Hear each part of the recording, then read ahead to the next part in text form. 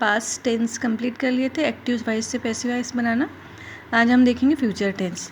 तो future tense की पहली टाइप फ्यूचर इंडेफिनिट टेंस, या इसको सिंपल फ्यूचर टेंस भी बोलते हैं।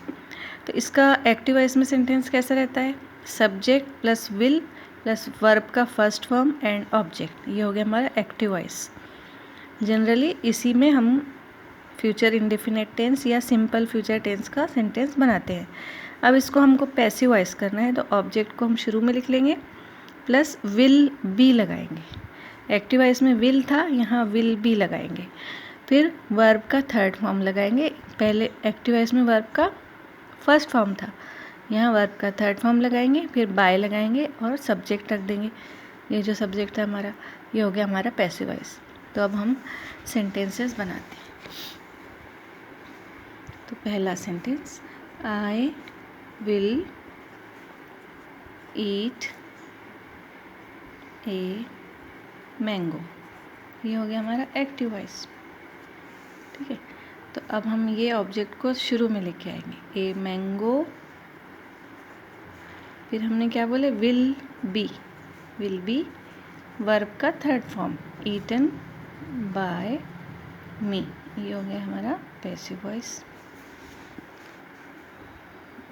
सेकेंड है हमारे पास he will eat a mango, active voice. फिर हम ये ए मैंगो जो ऑब्जेक्ट है इसको शुरू में लिख देंगे, a mango will B,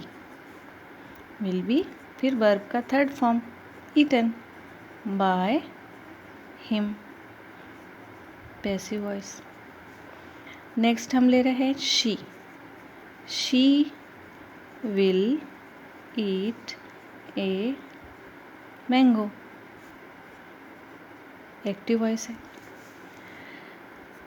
object लेके आ गए हम शुरू में, ए मैंगो, सभी में विल बी लगेगा, a mango will be eaten by, she का हो गया her, passive voice.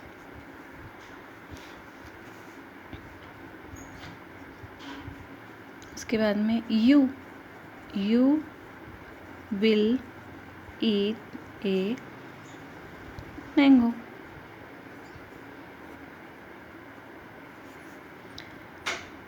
A mango will be eaten by you, passive voice. फिर है we will eat a mango,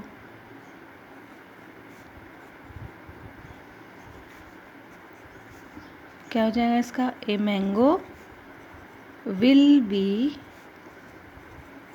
eaten by, we का क्या होता है, अस।